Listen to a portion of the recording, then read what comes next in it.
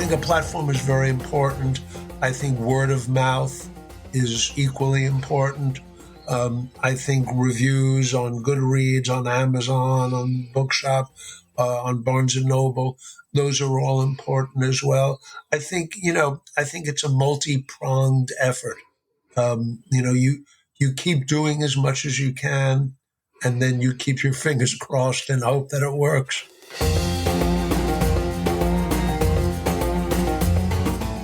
Hi friends, this is Read and Write with Natasha podcast. My name is Natasha Tynes and I'm an author and a journalist. In this channel, I talk about the writing life, review books, and interview authors. Hope you enjoy the journey. Hi everyone, and welcome to another episode of Read and Write with Natasha. I am so pleased to have with me today writer Neil Offen, who's been a humor columnist for 4 decades and on 2 continents. He is the author of more than a dozen books, and he's been a sports reporter, a newspaper and magazine editor, a radio newsman, and written a nationally syndicated funny comic strip. He has interviewed Muhammad Ali, covered Apollo 11, ridden the Orient Express, and once met Cary Grant. Wow, Neil, what a resume. Thank you for joining me here today. I'm so glad to have someone as experienced as you are, and it's an honor to talk to you, Neil. Well, it's a pleasure to talk with you, Natasha. Though hearing my bio, it makes it sound like I can't keep a job. Well, now it means that you're very versatile and you have lots of interests. So this is great. That's nice of you to say. And you're funny as well, you know. So that's that's even a better trait. All right. So Neil, you've written a lot of books, and I just want to ask you to tell us a bit about your most recent one. What is it about, and what is the message that you're trying to convey? The book is called Building a Better Boomer. It is a humor book. And to prove that it's a humor book, I'm actually going to read you the subtitle. I have to read it because it's really long. Sure. How to deal with bothersome bodies, exhausting exercise, memory missteps, terrifying technology, impossible insurance, retirement regrets, foreign foods, and oh yeah, aging. And what it is it may, I'm a baby boomer. There are still millions of us. We are the second largest age cohort in the United States, still only after millennials. And we are continually getting advice about, we need to do this. We need to socialize more. We need to exercise. We need to eat better. We need to plan for retirement. And I kept reading all of this material and I realized we all know this. We all know, yes, it's important to get sleep. Yes, it's important to exercise. Yes, it's important to have friends as you get older. And frankly, it's important. All of those things are important, at any age. And I started to think as a person who writes humor columns that there was an opportunity to give some advice, but at the same time to make fun of all that advice. So I talk about, the idea of, eating well. I talk about the idea of preventing falls because, as you know, the worst part of falling is you wind up on the floor.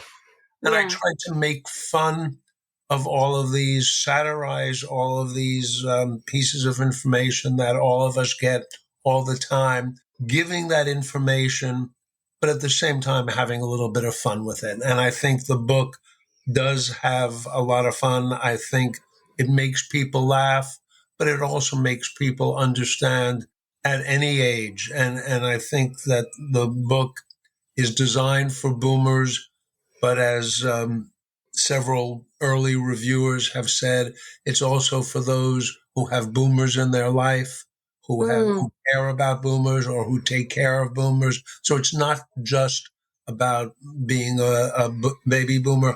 A baby boomer is somebody in this country who was born between 1946 and 1964. And that's an enormously long period of time. But it's also a period of time that includes, people who are today still working in their 50s, people today who are retired and trying to figure out what to do with their lives.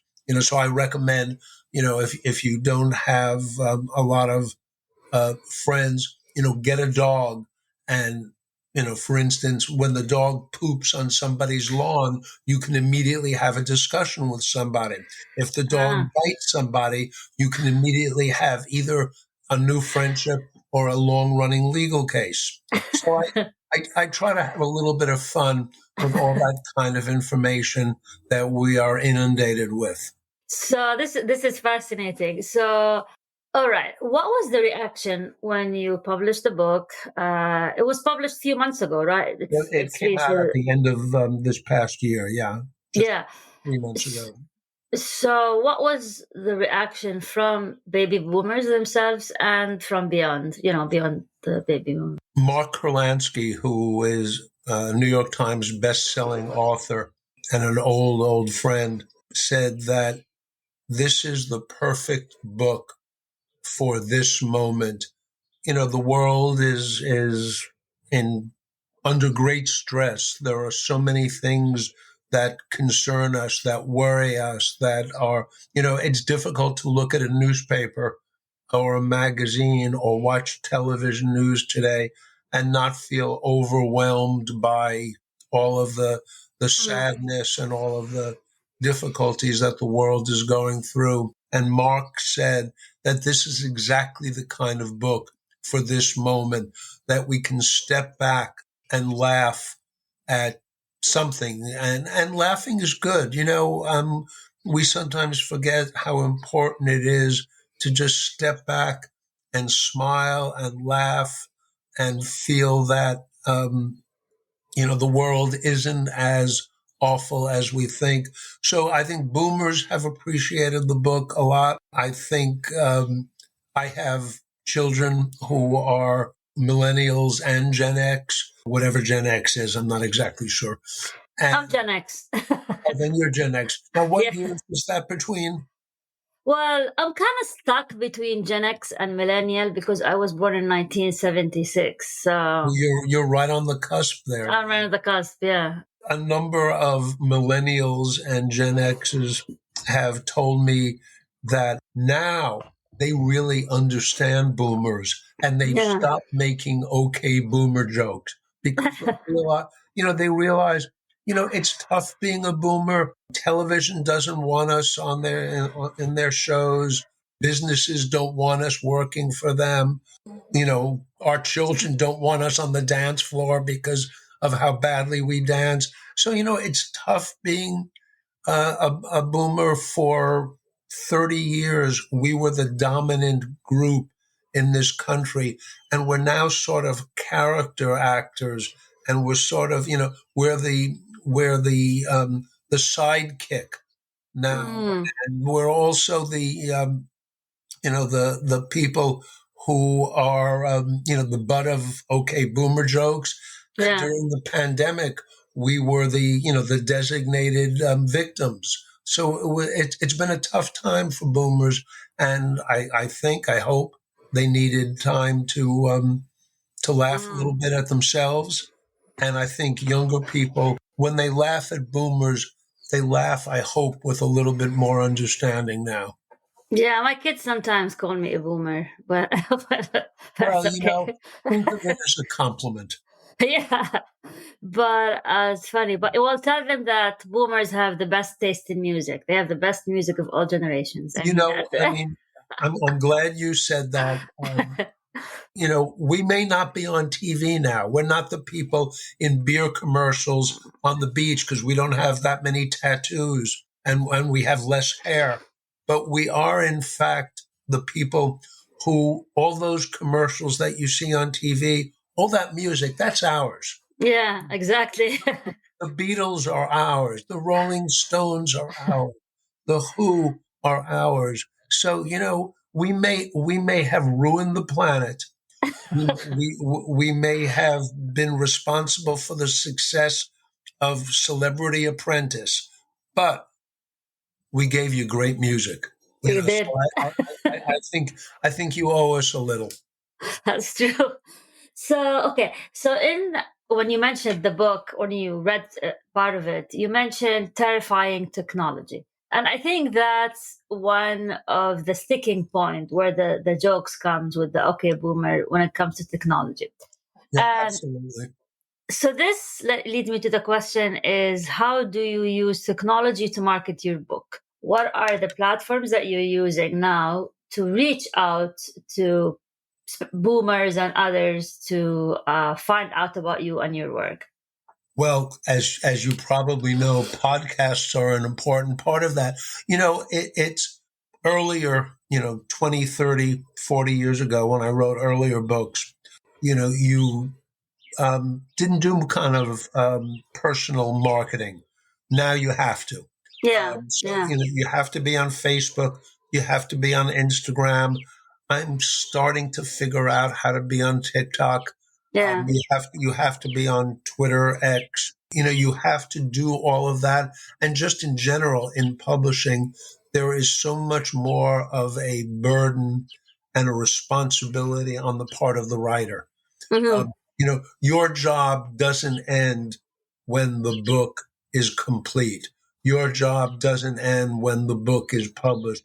Really, in a sense, it's the hard, I will admit, it is the hardest part for me, the marketing of the book.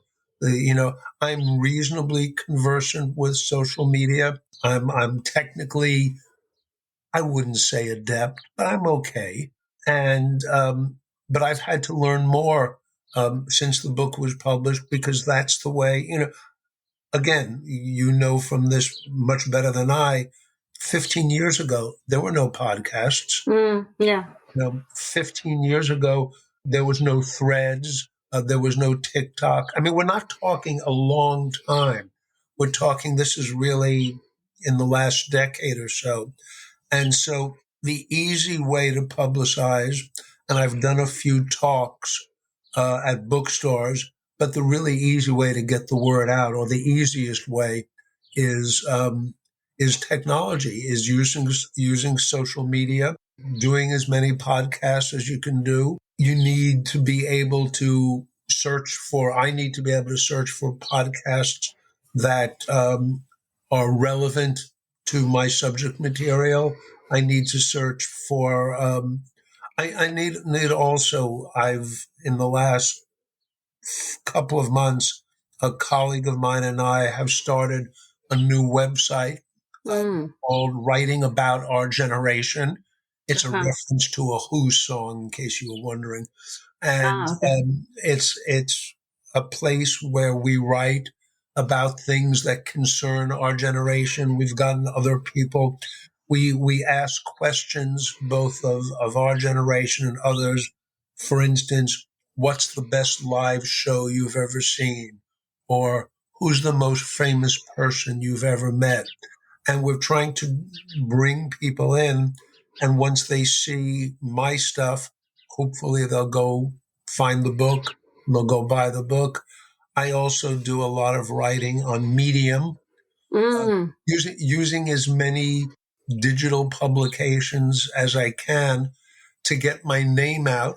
I try to encourage people I know who have bought the book to do reviews on Goodreads, on Amazon, on bookshop.org. So it's really, for me at least, and I don't know if other writers feel similarly, it's more work than the writing.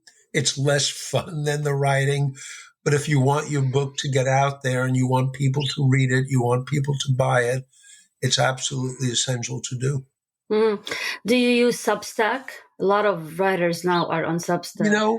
I have thought about it, and I know a lot of writers do, with the new website, Writing About Our Generation, where it sort of does the same thing. So I think at this point, Substack would probably be redundant, but Mm. it's something that I'm keeping in my back pocket, thinking that Mm. that might be a thing to do, depending how Writing About Our Generation goes. If we can, in fact, generate sufficient readership, I think I'll probably stick with that. Yeah, yeah. It's very active, Substack. There's a lot I mean, going on. part of the great thing about technology is that there's so much stuff out there.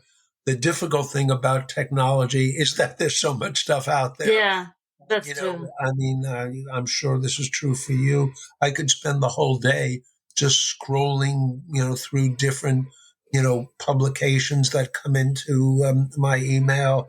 I subscribe to a number of Substack newsletters.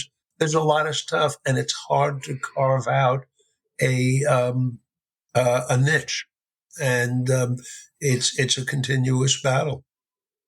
Yeah. So where do baby boomers hang out? Is it still the like stereotype of Facebook? Is that like Facebook is for baby boomers Yeah, or no, no. The most of us hang out at the hospital. We're in the okay. uh, I think, yeah, I think it's true. I mentioned in the book that, as soon as boomers got on Facebook, everybody moved to Instagram. As Yeah. soon as we got to Instagram, everybody moved to TikTok. To TikTok, yeah. We get to TikTok, God knows where everybody else could be. We are one step behind. I mean, one of the challenges of boomers, you probably and surely your children grew up with all the technology. Yeah. We didn't. Yeah. This I is didn't. Yeah. Yeah. I remember when television was black and white, and we were lucky to get three stations. And Yeah. now, I have 120 different streaming options. The technology the technology is remarkable.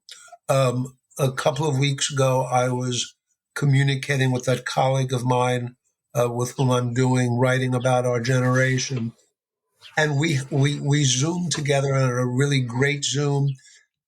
And in about the middle of it, I realized it was Friday where he was, and it was Thursday where I was, because he was in Australia and I was in North Carolina.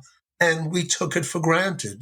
This is an extraordinary thing that we could be 10,000 miles away and Yeah. have a perfectly normal conversation. Yeah. And I think boomers, in particular, have that sense of awe about technology.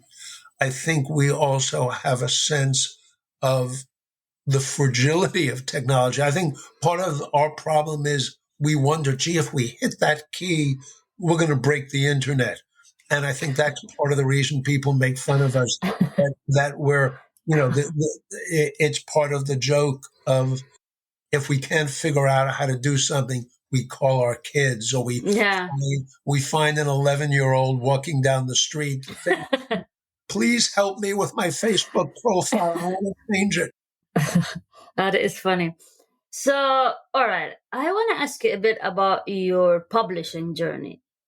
Do you have an agent? How did you get, if you do, how did you get the agent? Do you self publish? Do you have a publishing house? All that. So let's start from the beginning. Okay, well, let me talk both about books I've done earlier and this Okay. book now. So I did have an agent. Okay. I used to live in New York. It's a lot easier to have an agent there because that's where a lot of agents are. Okay. So I had an agent there. He for many years, and How did you find him? How did you find that agent? he found me. I was a newspaper writer and columnist in New York. Okay. He saw my name, got in touch with me. He had a book idea for me. We're talking many, many years ago. And we got along well. And through him, I published half a dozen books with major houses, with William Morrow, with other places. My wife and I, many years ago, moved from New York to live in France for a decade. We still worked, both of us, she's a writer and an editor as well, for some American based publications. But we were far away, and this was pre-internet and pre-smartphones, and so our connections to the publishing industry were much less than they were. So my agent, ultimately, who was an older man, passed away. When I wanted to do this book, I looked for an agent. I looked at Query Tracker. I had friends who had agents and who recommended them. I got in touch. Over a period of, I would say, a year and a half, I got encouragement from a number of agents, but ultimately no one wanted to take it. And what I was told was mainly that my platform wasn't big enough. Okay. That So this book, I tried it with a number of publishers who you could approach directly without an agent. I got very close with a number of publishers, but again, the lack of a significant platform was an issue. Ultimately, this is self-published through a publishing house called the Paper House, Okay. based up in the New York area, New Jersey, and I think I think they did a good job. I think it's a highly professional job because I've written a lot of books and because I've been a writer for many years.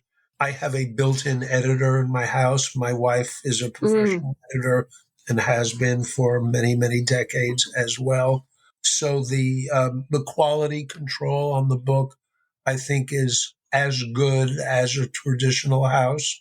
But I think part of it also is that the publishing industry has changed so much over the last decade or two, and it is more difficult for a book that doesn't have a tightly defined audience. And mine is a very broad audience, but it's not tightly defined. And that also, as I noted, I don't have a significant online platform. So I decided that I would publish it myself through the paper house. I am pleased with how the book came out. Everyone who has read it thinks it's really good. I think it's a really funny book. I'm proud of it. And would I do it this way again? Yeah, I would do it this way again. I think it's a quality piece of work, both from my end and the publishing end. So when they tell you you don't have a big platform, do you feel that's like a right criticism these days? Because I heard this from a number of authors who got the same response from agents, and the idea is that if you don't have a platform, you don't exist. Right. Do you think that's fair, or do you No, think? Uh, no, I don't. I mean, there was a story. Oh, this is 6 or 8 months ago in the New York Times about influencers on TikTok, people with okay. massive followings.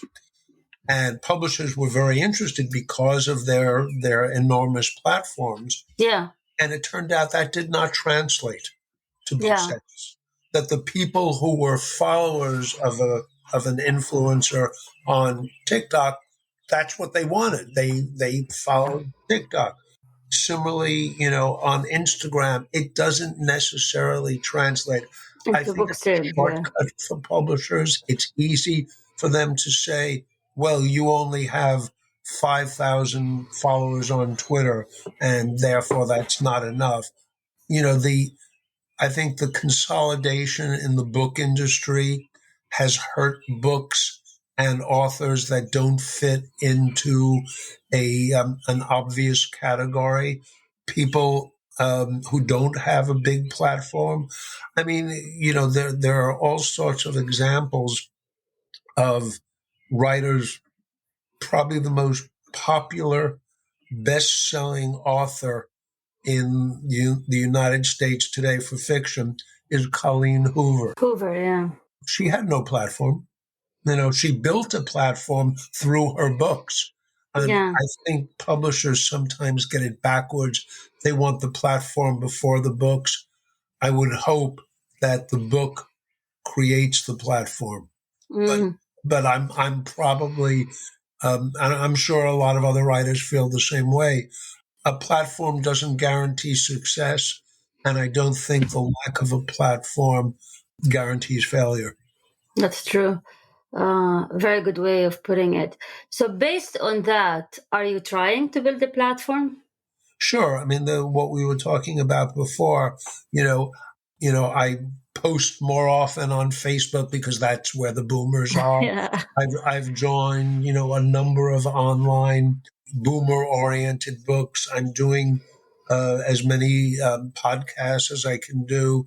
I'm created this website called Writing About Our Generation, which is really directed to that demographic. I'm doing whatever I can. Can I do more? Yeah, I could post more often on Facebook.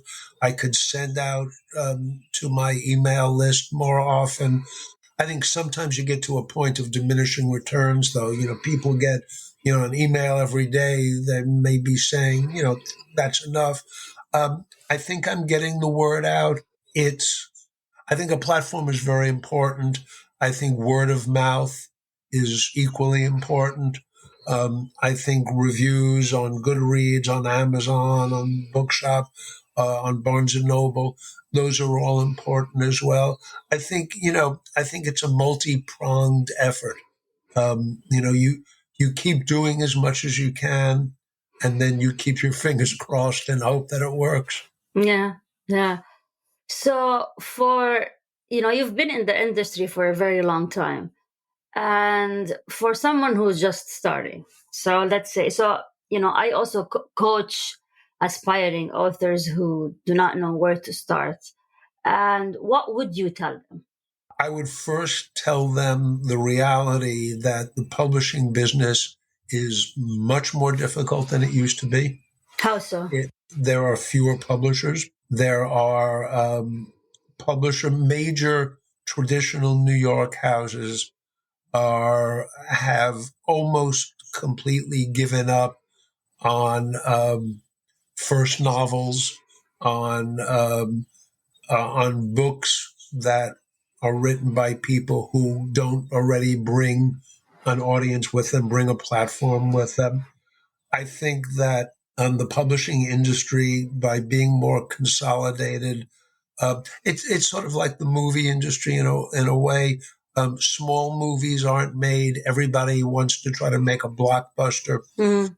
That's the bad side. I think there's also a good side that with technology, there are so many more ways of getting your message, getting your book, getting your work out there, whether it's Substack or TikTok or all sorts of digital things. What today everybody's a publisher. Yeah. We can all get online and we've on our new website, we've gotten people responding from India and people Yeah. responding from China. And that's a wonderful thing. There are more alternatives. Traditional publishing is harder. Alternative publishing is much better. It used to be also that both self-publishing well, there wasn't hybrid publishing until the last half a dozen 10 years. years, maybe. Yeah. Yeah, but self-publishing was vanity publishing. It was my life as a veterinarian, by Bob Yeah. Jones, Yeah. who the books were not professionally done. They were books that were really for the family, Yeah. not to be sold commercially. That's no longer true. There are a lot of self-publishing operations like mine that do a really good job, that have good designers doing good covers and doing good interior design. That Ingram Spark, which I'm sure Yeah, I know. does a Yeah. really good distribution basis for self-publishing as well. So I think there's good news and there's bad news for someone wanting to publish. The bad news, like I said, is that publishing with the New York major houses is much more difficult now than it was even 10 years ago. Alternative publishing is much better. There are more options. There are more journals. If you're a short story writer or a nonfiction journalist, you can publish in all sorts of really good, well done journals to get your name out there. There are a lot of places that you can go to that you no longer need an agent for. Having an agent is really good. That will help you. In fact, it's the only thing that will help you get into the major traditional houses. But you don't need an agent to publish. Yeah, that's true. So, what are you working on these days? Like, you're done with baby boomers. Are you busy marketing Well, like it, I or? said, spending a lot of time marketing. Okay. I'm writing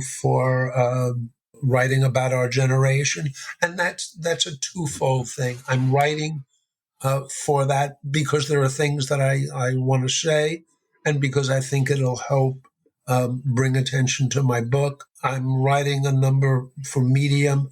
I will mention parenthetically that 3 months ago, almost to the day, I had a massive heart attack.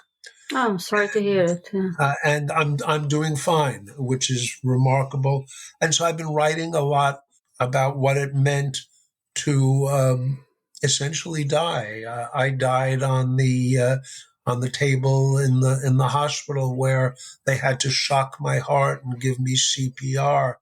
And as I've written, I've now been given this extraordinary gift, and I'm trying to figure out how to unwrap it. I'm trying to write about what it means to being given a second chance, really. And so I'm writing about things that I care about. I'm still writing a lot of humor because I'm a funny guy and I like to write about humor. Um, but I'm as we said before, writers never retire. We're always Mm. writing. So I'm I don't know if there's another book in me. I hope so. And it may be a completely different book. It may be about what it means essentially to die and then to be given a second chance at life. I've written a number of pieces along those lines, and I'm sure I'm going to write more. Well, I'm glad you're okay. So, how can people reach you if they want to buy your books? They want to get in touch with you. Well, the book is, again, Building a Better Boomer. It is every place where you can buy books. It's on Amazon, bookshop.org, which is for independent bookstores. You can order it from your local bookstore. Ingram Spark is the distributor. I have a website. It's Neil Offen. Writing about our generation is also a place to get in touch with me. If you want, just knock on my door. I live in Chapel Hill, North Carolina. Just not too early in the morning, please. All these ways you can get in touch. The email is buildingabetterboomer@gmail.com.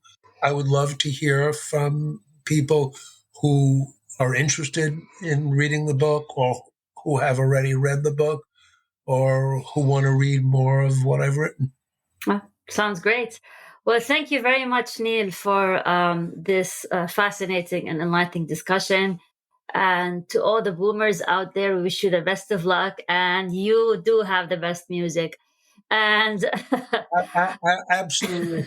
And we're only letting you millennials and Gen Xers because we're good people. You can keep listening. But just remember, we gave you that. yeah, We yes, you did. we may have ruined the oceans and the climate, but we gave you really good music. I should point out, we also gave you bell-bottom pants, and I want to really apologize for that.